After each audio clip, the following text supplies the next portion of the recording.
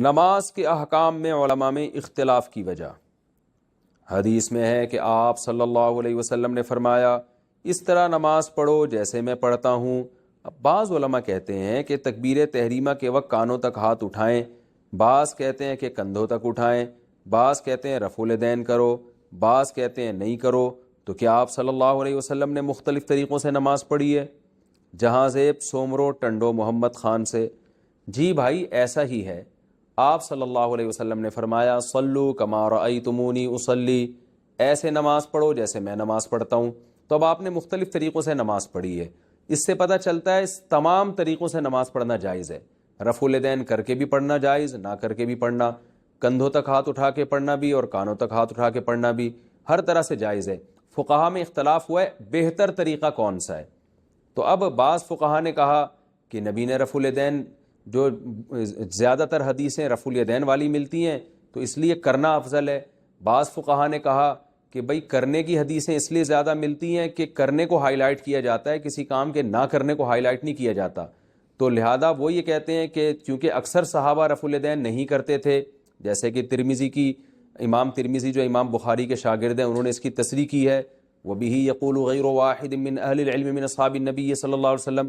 رفع الیدین نہ کرنا بہت سارے صحابہ کا مذہب ہے، بہت سارے صحابہ کا قول ہے، اور جب رفع الیدین کرنے کا ذکر آیا تو انہوں نے کہا بعض صحابہ کا قول ہے جن کے نام بھی بتائے۔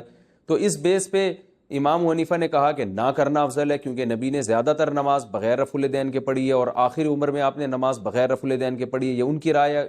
تو ہر ایک کے اپنے اپنے دلائل ہوتے ہیں، تو اس لیے کسی ایک کو بھی اس میں ملامت کرنا جائز نہیں ہے۔ سب کا مقصد نبی کی سنت کو فالو کرنا ہے، جس نے جس طریقے کو افضل سمجھا اس طریقے کو فالو کیا۔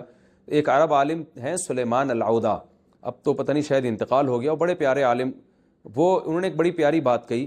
وہ مسئلہ بیان کر رہے تھے کہ نماز میں ہاتھ باندھنا کہاں افضل ہے، تو وہ چونکہ حنبلی ہیں تو انہوں نے بتایا کہ ناف کے اوپر اس طرف ہاتھ باندھنا افضل ہے، اور بعض کی رائے بیان کی کہ وہ کہتے ہیں سینے پہ ہاتھ باندھنا افضل ہے، بعض کو احناف کا مسلک بیان کیا کہ ادھر ناف کے پر جو ہے نا دائیں ہاتھ کو بائیں ہاتھ پہ رکھنا افضل ہے۔ تو انہوں نے مختلف طریقے بیان کیے، پھر ان کی رائے میں جو طریقہ بہتر تھا انہوں نے وہ بیان کیا۔ پھر آخر میں بڑی پیاری بات کی انہوں نے کہ دیکھو نماز میں اگر ہاتھ باندھنے کے طریقوں میں اختلاف ہو اور دل ہمارے ایک ہوں، یہ اچھا عمل ہے، یہ برا نہیں ہے، لیکن اگر ہاتھ باندھنے کے طریقے سب کے ایک جیسے ہوں اور دلوں میں اختلاف ہو، یہ برا عمل ہے۔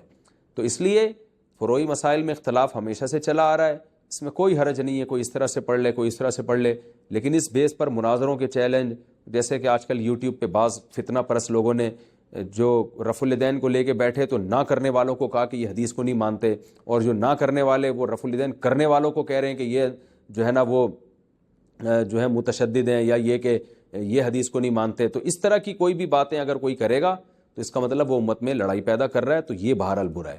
تو صحابہ میں بھی اختلاف تھا، کچھ صحابہ یہاں تک ہاتھ اٹھاتے، کچھ یہاں تک ہاتھ اٹھاتے، کچھ یہاں ہاتھ باندھتے تھوڑا اوپر کر لیتے، کچھ تھوڑا نیچے کر لیتے، تو کچھ رفع الیدین کر لیتے، کچھ نہیں کر لیتے، سب چل رہا ہے مارکیٹ میں۔